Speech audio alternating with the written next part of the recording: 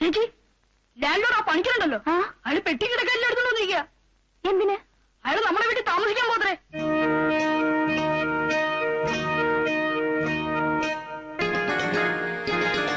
ആ മുറിയിലുണ്ട്.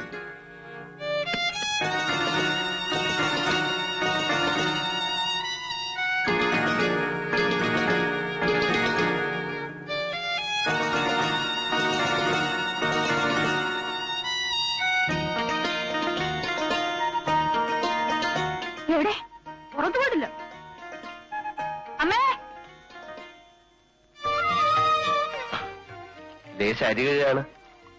അരിക്കൊക്കെ ഇപ്പൊ എന്താ വില?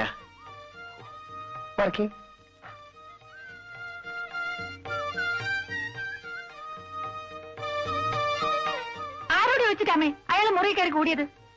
അമ്മ സമ്മതം കൊടുത്തോ? അത് അയാൾ 2 ദിവസം കഴിഞ്ഞ് പോവും. 2 ദിവസമല്ല, 2 നിമിഷം പോലും അയാൾ ഇവിടെ നിൽക്കാൻ പാടില്ല. നമുക്ക് എതിര് പറയാൻ പറ്റുമോ മോളെ? ഇത് അയാളുടെ വീടല്ലേ? അല്ല, നമ്മൾ വാടക കൊടുക്കുന്ന കാലം വരെ ഇത് നമ്മുടെ വീടാ. നാണമുണ്ടോ ആ മനുഷ്യന്?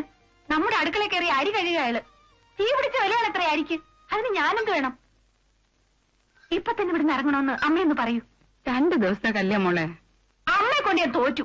കട്ടിലും കിടക്കയും പാത്രങ്ങളും സ്റ്റൗവൊക്കെ ആയിട്ടല്ലേ അയാൾ വന്നിരിക്കുന്നത്. അത് പണിക്കരുടെ ഒരു ശീലാത്രേ. സ്വന്തം കട്ടിലേ കിടന്നുറങ്ങിയാലേ ഉറക്കം വരൂ, സ്വന്തമായിട്ട് പാചകം ചെയ്ത് കഴിച്ചാലേ തൃപ്തിയാവൂ. ചില ആളുകൾ അങ്ങനെ എല്ലാം തന്നെത്താൻ ചെയ്യണം. തന്നെത്താൻ ചെയ്യലൊക്കെ അയാളുടെ വീട്ടിൽ ചെന്നിട്ട് മതി. ഇവിടുത്തെ എഞ്ചിനീയർ ഓഫീസിൽ ഏതോ കടലാസ് ശരിപ്പെടുത്താൻ വേണ്ടിട്ടാ. 2 ദിവസത്തേക്ക് മതി. ഏതെങ്കിലും ലോഡ്ജിലൊരു റൂം കിട്ടില്ല അയാൾക്ക്.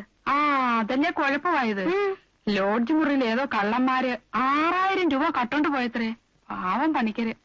ഒക്കെ നുണയാണമ്മേ. അയാളുടെ രൂപ വെക്കാൻ അയാളേക്കാൾ വലിയ കള്ളൻ ഈ ലോകത്തുണ്ടായിട്ട് വേണ്ടേ? അയാളോട് ഇറങ്ങിപ്പോ അമ്മ എന്ന് പറയുന്നുണ്ടോ?